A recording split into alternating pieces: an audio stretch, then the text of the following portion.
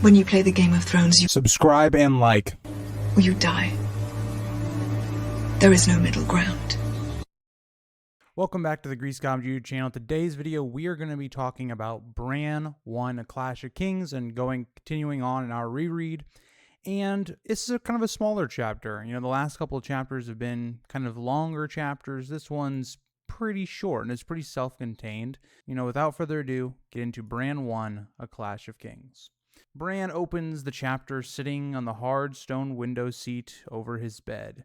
He had felt as though he liked this seat better because, you know, if you think about him, he's crippled, he can't walk around on his own. It's better than just sitting on your bed all day, you know, either whether it's listening to old Nan stories or whether it's just being left there to do whatever. At least when he's, you know, looking out his window, he could see what's going on. He could take in, you know, the daily activities of what other people are doing instead of just sitting there kind of moaning, more or less. And Bran even compares kind of his room to like a prison. He can't really leave without help. All those things, he's kind of just not allowed to go anywhere because he can't unless he has help.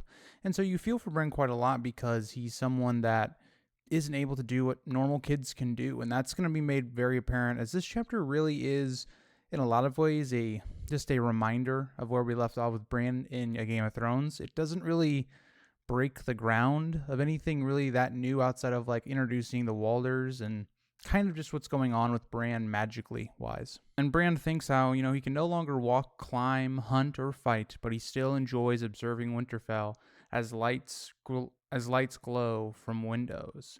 He listens to the dire wolves howl, feeling a deep connection with them. And because Bran is having these wolf dreams kind of often now, it seems like almost every night he's having either a wolf dream or he's having, you know, dreaming of this, you know, weirwood tree or heart tree. He is somebody that is being plagued by these kind of magical dreams that are being sent to him. But he seems to only partly understand them because when he's, you know, in these wolf dreams, he does understand kind of what is going on. But when he's not, he doesn't. And old Dan had once told Bran that the Starks have wolf blood, but is stronger in some. Which is completely true, right? We talk about, for instance, Brandon Stark. He seems to have a lot of that seems to have a lot of that wolf's blood, and even Lyanna had some of it as well. So it's made very apparent that these Starks are kind of connected to the wolves in that. And even if you think about the Stark children, even they are also kind of that way as well. You think about Bran and the way he connects with his direwolf, or Rickon, for instance, or Arya. It seems to be very true. And Bran notes that Summer's howls are sorrowful, while Shaggy's are more savage. And you think about the two different characters, right? You think about Rickon, you think about Bran, it reflects kind of their personalities. The wolves' howls echoes throughout Winterfell, creating the illusion of a larger pack.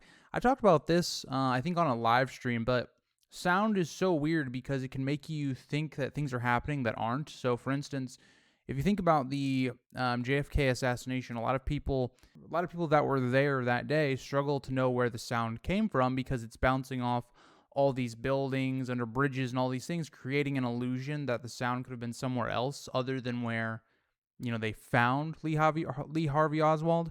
Same thing can kind of be apparent here with Bran, as like he's hearing these sounds from everywhere, even though like it's probably not, even though it's not coming from all these areas, it's just coming from, well, Shaggy Dog and Summer, but it is kind of that illusion of sound.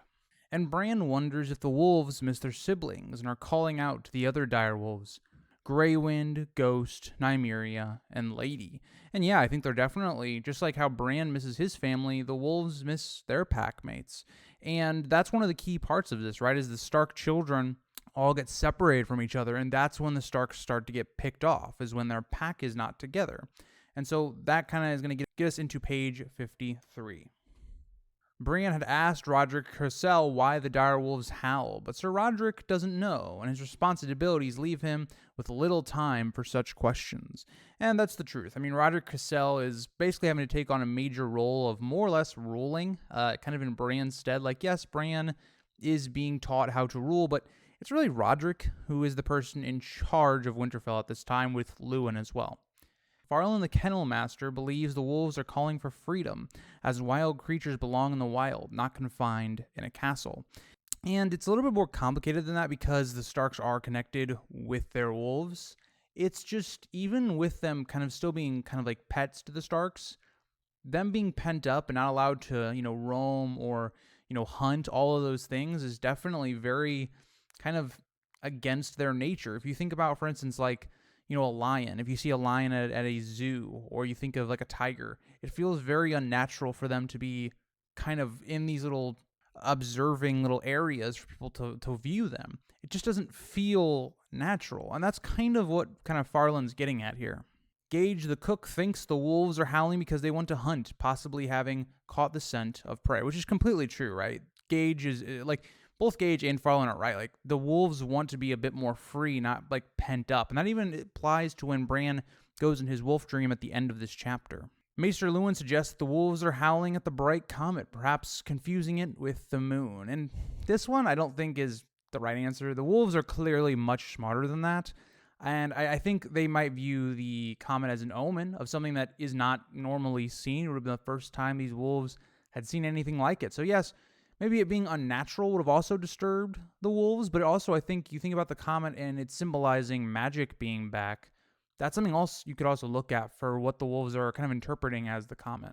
But Osha kind of dismisses this explanation by Luwin and claims the wolves know truce the Maesters has forgotten, hinting ominously that the comet means blood and fire. Interesting that Osha basically says the house words for House Targaryen.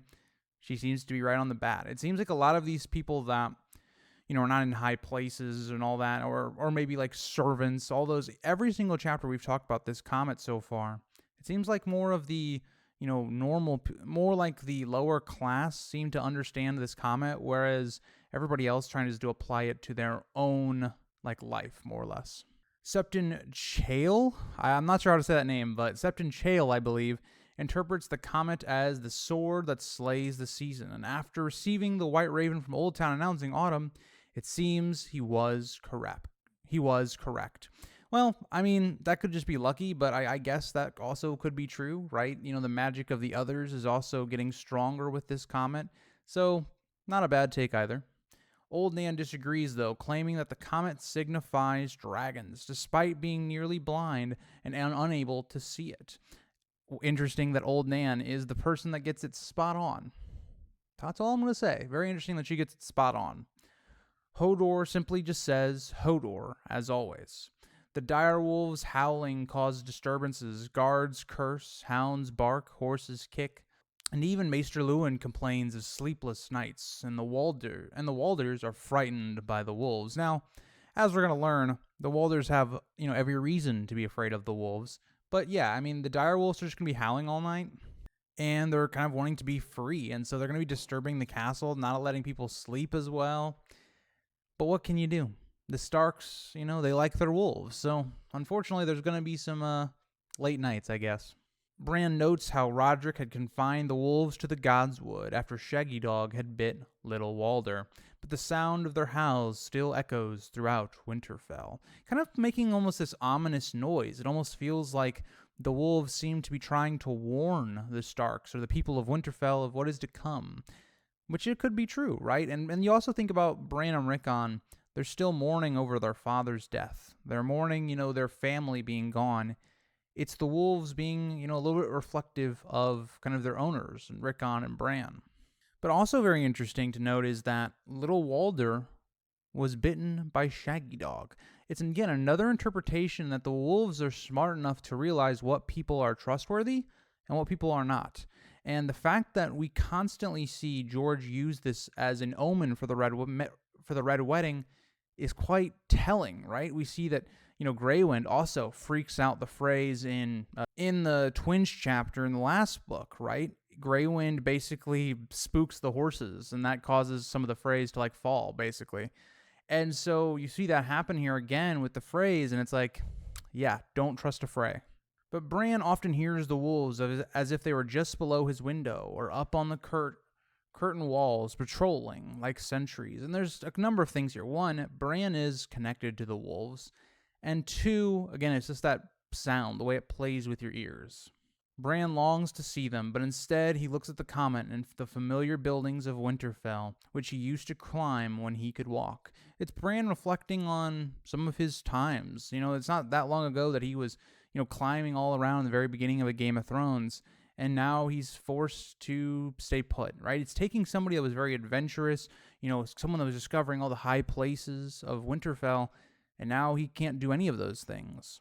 Bran recalls how the rooftops and towers were once his secret places where he played with the crows on the broken tower. An interesting note that we hear about the crows, that they seem to be friends of Bran's, or more specifically, they are probably watching Bran, as these are probably servants of the three-eyed crow. Beginning into page 54, Bran's going to bring up an interesting note, because I made a video a little while ago about what if Bran had remembered what actually occurred when he fell.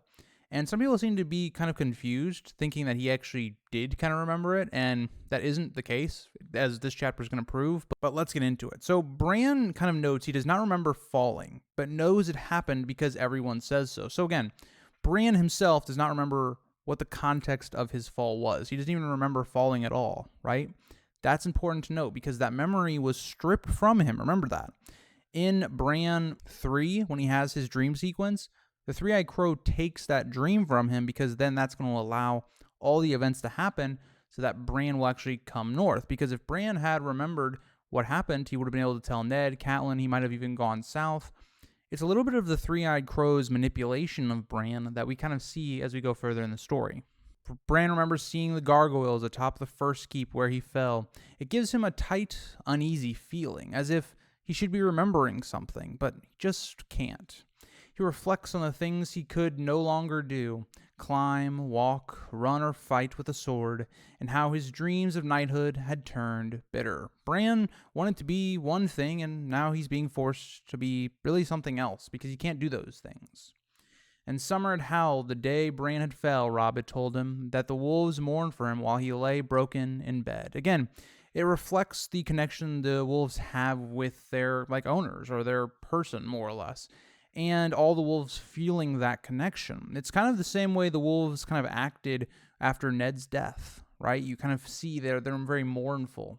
And Bran even remembers that, right? The wolves also howled the night the ravens brought news of their father's death. Brandon wonders who the wolves are mourning now. Perhaps Robb, Jon Snow, his mother, or one of his sisters, or if it's something else entirely. And we know that, I guess at this point, all the Stark family seems to be okay, right? This is not a point where any of them are in deep danger, but they could be, again, howling for omens to come, a warning to the House Stark. He longs to fully understand the wolves howling, imagining himself in his wolf dreams, racing up mountains and standing above the world like he once could. It's really his wolf dreams, right? The only time that he's able to be free and to do what he pleases is when he's in his dreams as a wolf. And so that's going to reflect on when he's in his normal body and he can't do those things. It's going to want him to be more like a wolf. And so that's something that he's going to have to learn, that, as he's developing these powers of how to connect with his direwolf Summer, how do you separate the person from the wolf? Bran tries to howl like a wolf, but his howl sounds thin and hollow compared to Summer's deep voice and Shaggy Dog's joining in. Bran's a little kid. These are, fully, direwolves, so he's not going to sound the best. But together they form a chorus of howls, the last of their pack. The noise attracts a guard, a hayhead, who finds Bran howling out the window and asks, "What's happening?" And Bran even feels strange about this because he's being called a prince, right? Up to now, that's going to be very foreign to Bran, right? Realizing that he is Robb's heir right now, and that people are going to call him a prince, not like a little lord or anything like that. They're going to call him royalty.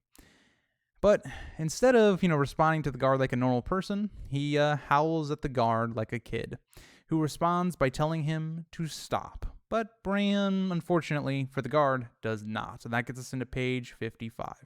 A guardsman returns with Maester Luwin, who urges Bran to stop howling with the wolves and reminds him it is late, suggesting he should be asleep. This is all happening at nighttime. Bran just doesn't want to go back to sleep. If you think about Bran as well, is he can't do much during the day, so going to sleep must feel like you're being trapped again, right? And Bran insists he's talking to the wolves and brushes Luwin's hand away. Luwin offers to have the guard Hayhead carry Bran to bed, but Bran refuses, saying he could move on his own using iron bars Mycon installed on the wall. This is quite clever, right, by Mycon to allow Bran to kind of move around his room, but it also shows Bran being someone that doesn't like to be lugged around. He doesn't always want to be cared for and feel helpless, and I think that's very understandable. As somebody, I've talked about this a lot when I talk about Bran, but as somebody with like arthritis in my back, I am somebody that also fits into this where I don't like people like helping me around and things like that. Like if I have to like lift things, I don't like having to, get other people to help me and stuff like that. So I understand where Bran's at, definitely. I think a lot of people would be like that. And Bran even kind of confirms this, saying he disliked being carried and asserts that he doesn't need to sleep if he doesn't want to. And Luwin reminds Bran that even princes need sleep, but Bran responds that when he sleeps, he turns into a wolf. Again, just this idea that Bran is somebody that is having wolf dreams consistently. He's basically always dreaming when he sleeps. But even something else I think, with Bran is he's not doing a lot during the day that would cause him to be super tired, right? And so sleeping would almost feel unnecessary to him because he's always just kind of, laying about or whatnot. Bran asks whether wolves dream, and Luwin replies that all creatures dream, but not like humans. Bran questions whether the dead dream, thinking of his father's crypt in Winterfell. Luwin gives an uncertain answer, saying the dead are silent on the matter. What I think is interesting is Bran already thinking about, like, what comes after death. Is it just a state of, like, dreaming? Like, you wouldn't realize you even died, really? It would just be like you went to sleep? It's an interesting question because, of course, we're never going to really know the answer to that. Bran asks if trees dream, and when Luwin denies it, Bran insists they do, recounting dreams he's had of a weirwood tree calling to him. Again, a signal for Bran to come find the three-eyed crow. But Bran says he prefers his wolf dreams where he can smell and taste things, even blood. Luwin suggests Bran spend more time with the other children, but Bran declares he hates them, particularly the Frey boys, the Walders, and commands Luwin to send them away. For one, not the best thing that Bran's saying he likes the taste of blood, and he's going to get more of that as it goes on, a little bit of cannibalism that we'll see later on going on in the story, maybe a little bit of foreshadowing to that, but also Bran already doesn't like the Freys, and again, it's just another warning sign. The Freys aren't great guys, all I'm going to say there. But Luwin reminds Bran that the Freys are his mother's wars, and it isn't his place to send them away, adding it would be unkind to do so. And Luwin is correct, right? It would be unkind to send them away, but at the same time, the Walders kind of deserve it, to be honest. I don't know. Dakota, if you're watching this, you're not going to agree with that take, but it's just how it is. Bran blames the Freys for not allowing him to keep Summer with him as Shaggy Dog had attacked Little Walder. And, a little bit of a sign to say, hey, kind of get rid of these Freys. I'm just saying. I don't think Shaggy Dog was wrong to attack Little Walder. He attacked Rickon first. All I'm saying. Luwin points out that Summer had once killed a man, proving that even the wolves found by Bran and his brothers in the snow have become dangerous beasts. And I agree with Luwin that, yes, they are dangerous, but the fact that you're comparing Summer, who was killing an assassin sent to kill Bran, with just attacking innocent people, I think it's a little bit wild. Shaggy Dog is different because Rickon doesn't control Shaggy Dog. Rickon is 4, and he has the control over a dire wolf. That's way different to me than Summer, who has pretty much always listened to Bran and is never attacking somebody unless Bran wants them to. So I don't really agree with Luwin on this one. I agree on Shaggy Dog, but not on Bran. I think Summer, it would be fine to be with Bran. And Luwin defends the Frey boys' fear of the wolves, saying they are wise to be cautious. Which is true, yeah, the Freys should be cautious because they're, little shits, but, that's just how it is. But getting into page 56, Bran suggests that the Walders could live in the Godswood, allowing Summer to sleep with him again, and he questions why his requests are ignored, despite being a prince. And this is going to come to a great point. You think about Bran and Joffrey. Joffrey is 13. He's a little older than Bran, but not that much. Why does Joffrey, when he does things, get everything he wants and nobody bats an eye, even though he's 12, 13? When he was 12 in book 1 and now is 13 in book 2, here is Bran, who's 8, and people don't just blindly follow what he does because they actually understand how to raise a child.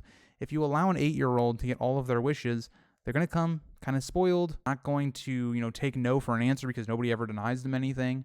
Just shows a little bit of how, parenting has been done to Bran. that is good. But also, sending the Walders to go live in the Godswood kind of seems wild, and I also think the old gods would be rolling in their grave if you let the Walders live there.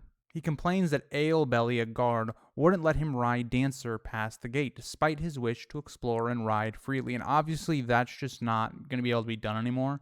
One, you're starting to see more wildlings coming south and deserters as well, but two, the world's just more dangerous now. Now that, we're in open war, this is a dangerous time to just be going, free of Winterfell. And so I think that's the point. And Luwin warned some of those things, remembering, the time when they got attacked. Him and Robb got attacked by the wildlings and deserters. And now we're in open war against the Lannisters. If somebody was to get Bran, they could sell him to the Lannisters. Bran insists that Summer would protect him and continues to express his longing to do princely things like sailing, hunting, and jousting. Bran just really isn't getting the point of how this war is going right now.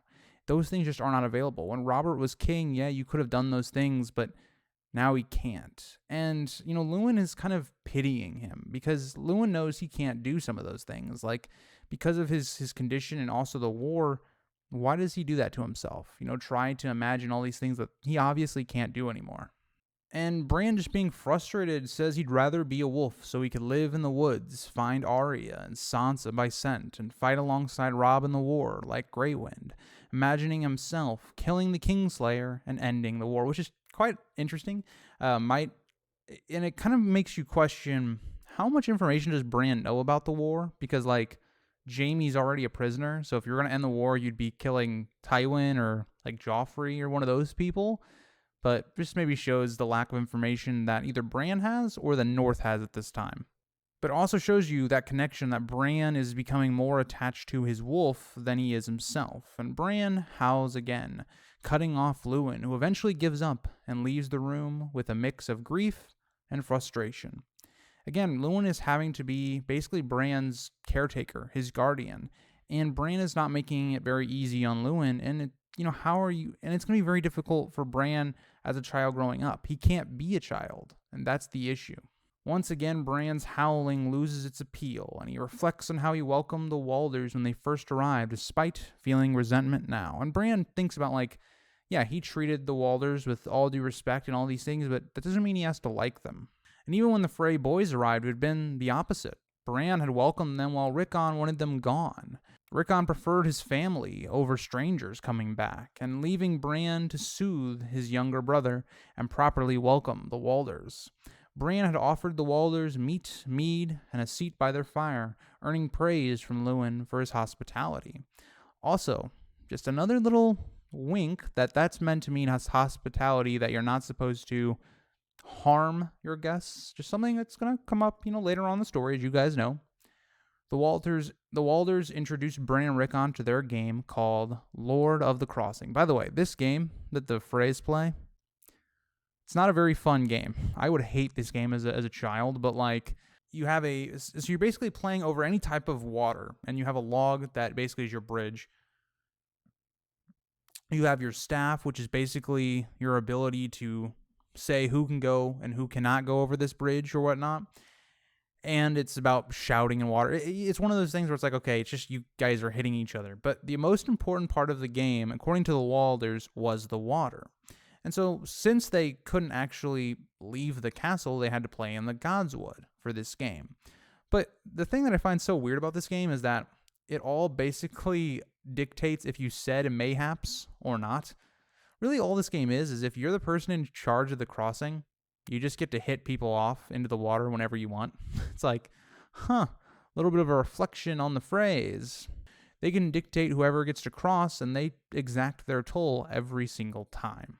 But they used a murky pool in the Godswood for the game. The Walders had never seen hot water bubbling from the ground and thought it would improve the game, which is just something that's interesting about Winterfell.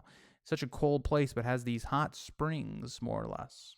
Both Frey boys are named Walder after their grandfather, Lord Walder Frey, which Rickon found strange, telling them hauntingly, by the way, this is one of the biggest roasts you could ever do from a 4-year-old, that Winterfell has its own names. Rickon just dropped the best diss track on the Freys, and he's 4. That's all I'm saying. He's 4. But that gets us into page 57. The Walders game, Lord of the Crossing, involved laying a log across water where one player stood in the middle as the Lord holding a stick. I'm not going to go over this too much because I just kind of told you what this game is. But yeah, it's a game where basically you got to say mayhaps, and also the Lord of the Crossing can just hit you off whenever you want to. And even Bran even picks up that it's like, this game literally is just shoving, hitting, falling into the water, arguing about whether or not someone had said mayhaps. It's not like the most interesting game in the world. It's just kind of okay, let's have kids do violence against each other. Might involve why the Freys are so unlikable, just saying. But even Bran notes that Little Walder was the Lord of the Crossing most of the time, and despite his name, Little Walder was tall and stout, while Big Walder was sharp-faced, skinny, and shorter by half a foot. Little Walder explained that he had grown faster, though Big Walder was 52 days older than him. And Big Walder clarifies they were cousins, not brothers, with different fathers who were both sons of Lord Walder Frey from different wives. And we kind of get a bit of the line of succession, but there's just a lot of Freys, put it that way. But Little Walder was ahead of Big Walder in the line of succession despite being younger, but both agreed neither of them would inherit the twins. Big Walder insisted he would, explaining the complex Frey family line, mentioning other Walders, Black Walder, Red Walder, Bastard Walder Rivers, as well as a girl named Walda. They also debated about Walter, or Tyr, which is pretty cool, named after the Nordic god, who was another family member, though Big Walder dismissed him as irrelevant. Like, think about how the Freys talk about their own family. They talk about, oh yeah, these people in front of our line, but these people are so far down the line of succession that who cares about them? Like, it's just crazy the way the Freys think about their family, but yeah. Sir Roderick assigned the Walders to share Jon Snow's old bedchamber, as Jon was at the Night's Watch and not expected to return, which upset Bran, making him feel like the Freys were taking Jon's place. And yeah, it's going to feel like that, but at the same time, Jon isn't coming back, so like this just makes sense. I'm just saying, but yeah, I definitely understand it. It's Bran really missing Jon more than anything. That gets us into page 58. Bran observed the Walders as they played with other children, including Turnip the cook's boy and Joseth's daughters Bandy and Shira. Very interesting names, while he was appointed judge of their game, despite they soon forgot him amidst the fun. And again, if you're kids, like, it's nice you're trying to involve Bran, but like, what can Bran really do? I mean, and so people just forget about him, and that's how Bran feels, that nobody really remembers him or any of those things, that he's not allowed to have really any of this fun. The noise would attract more children to join, including Paula, Kane's boy Callan, and Tom too, who had lost his father at King's Landing. The group became muddy and soaked, and Paula, covered in muck and laughing, reminded Bran of the joy that had been absent since the Raven's arrival. Because Bran even notes, like, when Winterfell loses Ned, the castle's going to go very somber and sad. The North really cares about the Starks, and Ned treated them pretty well. But this has finally brought some joy back to the castle. But Bran feels bitter about this because he believes he should be the one on the log, the one in charge, the true Lord of the Crossing, but he is unable to. Rickon eventually wants to join the fun, ran into the Godswood with Shaggy Dog following, and this is where all bad things happen, as we all know. Rickon eagerly wanted to join the game, but when Little Walder hit him with the stick, Shaggy Dog jumped in to protect him, and it led to chaos as blood was drawn and the Walders panicked. This is a harmful game, and this is a pretty innocent way of, Rickon being hit by something, but it shows that Rickon doesn't have any control over Shaggy Dog to begin with, and that Luwin is right in terms of Rickon and Shaggy Dog. But it also shows that Shaggy Dog knows the true, nature of these Freys. Despite the earlier conflict, Rickon began to bond with the Walders. They no longer played Lord of the Crossing, but instead engaged in other games, such as Monsters and Maidens and Rats and Cats. The group enjoyed various activities together, like raiding the kitchens for treats, racing around the walls, tossing bones to the pups, and practicing with wooden swords under Sir Roderick's supervision. They were being kids, right? And, as much as the Walders become more little shits as they go on, can't really blame them for all this stuff. This is just normal kid stuff, in my opinion, but yeah. Rickon showed the Walders the secret vaults beneath Winterfell when the stonemason was working on their father's tomb, sparking Bran's anger as he felt it was a sacred Stark place. But Rickon did not seem to care. Rickon's a kid. He doesn't understand, like, this is the Stark place. And the fact that some Freys got to see it, boy, the old gods are really going to be pissed. That's all I'm saying. The scene then shifted as Maester Luwin once again re-entered Bran's room with a green jar accompanied by Osha and Hayhead. He brought a sleeping draught for Bran, promising dreamless sleep. And Bran is kind of shocked by this, as he kind of doesn't want to have these dreams anymore. It makes him feel, worse because he's in a wolf and all those things. Bran kind of hoped it would lead to dreamless sleep as Osha lifted Bran into bed, which gets us into page 59. Osha asks if Bran is experiencing the wolf dreams again, and he confirms it. And Osha actually takes an opposite approach than Luwin. Osha tells him that he should just accept them, not try to fight them so much. And she says that maybe it is the gods, sending messages to Bran, as he always wants to, get messages from them. He's always praying to them. Maybe this is what they send back. But Bran is far too sleepy and drowsy already to even respond, as he finds himself once again in the Godswood.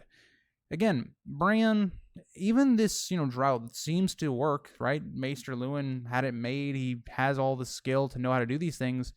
Doesn't affect Bran. Again, should just be a pretty clear indication that Bran is experiencing, magic. And I wonder what Luwin must be thinking as well. Like, if Bran is unaffected by these droughts the way that they should be with normal kids, what does that mean about Bran? But Bran experiences once again the joy of walking, despite knowing it's a dream. Bran hasn't really connected that these dreams are actually happening. The darkness among the trees is illuminated by a comet, guiding him as he moves on 4 strong legs. He enjoys the sensory details of the forest, the smells, sounds, and textures beneath him. Again, it's Bran experiencing life, being able to move around, being able to explore the Godswood. But Bran recalls the taste of blood and the thrill of the hunt, but he feels no joy in dead meat. Again, Bran is in his wolf and experiencing wanting blood and things like that. It's not a good look.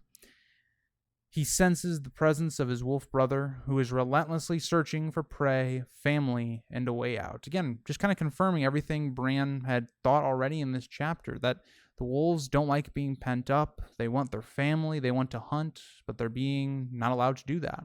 The brother's frustration grows as he encounters barriers formed by piles of stone and wood and is unable to escape.